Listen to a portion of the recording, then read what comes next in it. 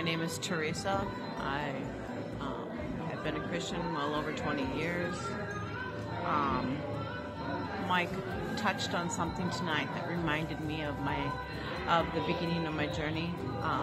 He talked about the train of the robe, and years ago when I first came to Christ, being raised a Jehovah's Witness, I didn't understand what it meant, what a relationship with God was. And I remember somebody handed me Tommy Tunney's book, The God Chasers.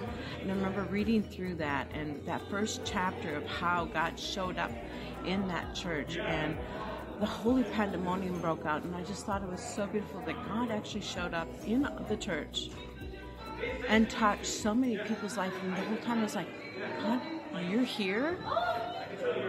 Because the way I was raised, the belief system was so different. And so I read on to God Catchers, which brings about what Michael had talked about. The train of his robe fills the temple.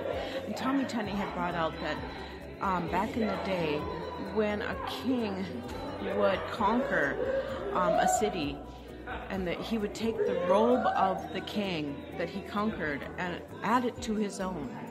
So that brought in a whole new context of what that scripture meant, that the train of God's robe filled the temple. And I think of how many times God has come and pursued me through the course of life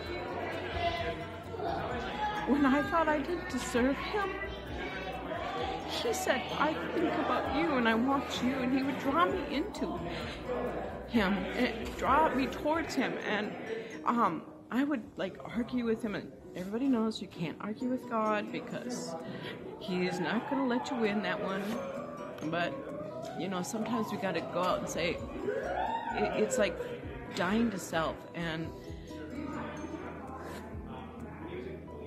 I just have found that God is so beautiful,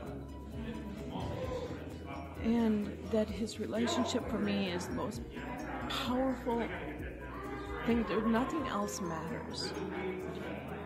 There's nothing else that matters.